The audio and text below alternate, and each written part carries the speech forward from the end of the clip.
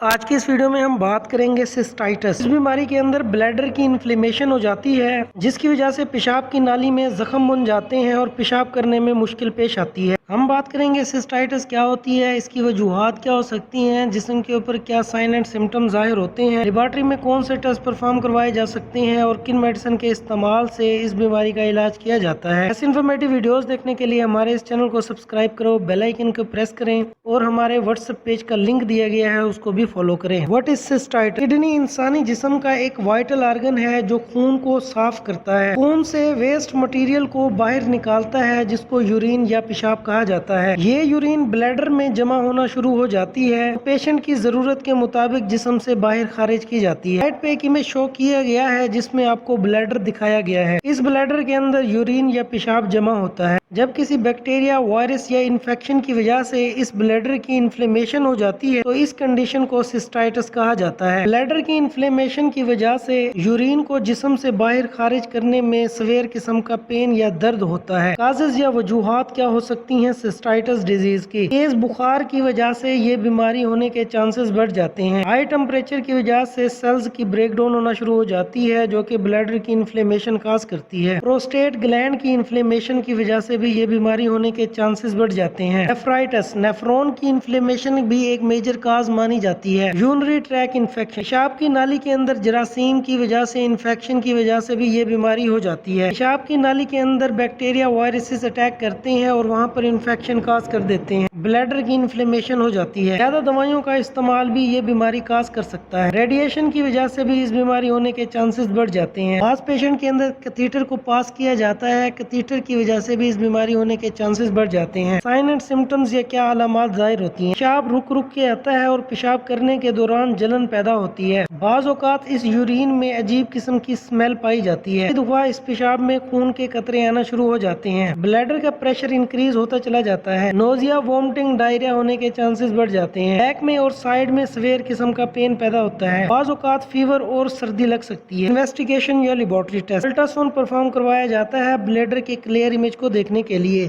Blood کے اندر infection کو mayor کرنے کے لیے CBC، کمپلیٹ بلڈ کاؤنٹ اور ESR پرفارم کروا سکتے ہیں۔ یورین کلچر ٹیسٹ اور یورین ٹیسٹ پرفارم کروایا جاتا ہے۔ ٹیسٹ پرفارم کروا کے ہم سسٹائٹس ڈیزیز کو ڈائگنوز کر سکتے ہیں۔ ٹریٹمنٹ آپشن، بیکٹیریا کی گروتھ اور بیکٹیریا کو کل کرنے کے لیے اینٹی بایوٹک میڈیسن کا استعمال کر سکتے ہیں۔ پین، فیور، انفلیمیشن کو کم کرنے کے لیے اینالجیسک اینٹی پائریٹک میڈیسن کا استعمال کیا جاتا ہے۔ یورین کو جسم سے باہر خارج کرنے کے لیے ڈائی یوریٹک میڈیسن کا استعمال کیا جاتا ہے۔ یہ پیشاب اور ادویات ہوتی ہیں۔ ان کے برانڈ نیم میں فروسیمائڈ اور لیکسس شامل ہیں۔ اینٹی بایوٹک میڈیکیشن، بیکٹیریا کی گروتھ کو روکنے، بیکٹیریا کو کل کرنے کے لیے اینٹی بایوٹک میڈیسن کا استعمال کیا جاتا ہے۔ ان کے برانڈ نیم میں نورفلوکساسین شامل ہے۔ ان میں یوریٹیک، یوریسل شامل ہیں جو کہ 400 mg ایزیلی اویلیبل ہوتی ہیں اور دن میں 2 بار استعمال کی جا سکتی ہیں۔ اینٹی بایوٹک میڈیسن میں کچھ اینٹی بایوٹک سیرپس اور ٹیبلٹ کا استعمال کیا جاتا ہے۔ ان میں ایمپیسلین، ایماکسیکلوکس، ویلوسیف اور اموکسل شامل ہیں۔ یہ دن میں 2 بار استعمال کی جا سکتی ہیں۔ پین، فیور، انفلیمیشن کو کم کرنے کے لیے اینالجیسک اینٹی پائریٹک میڈیسن کا استعمال کر سکتے ہیں۔ ان کے برانڈ نیم میں بسکوپان، پیراسیٹامول، کالپول اور بروفین وغیرہ شامل ہیں جو دن میں 3 سے 4 بار استعمال کی جا سکتی ہیں۔ ایسے انفارمیٹیو ویڈیوز دیکھنے کے لیے ہمارے اس چینل کو سبسکرائب کریں، بیل آئیکن کو پریس کریں اور ہمارے واٹس ایپ پیج کو فالو کریں۔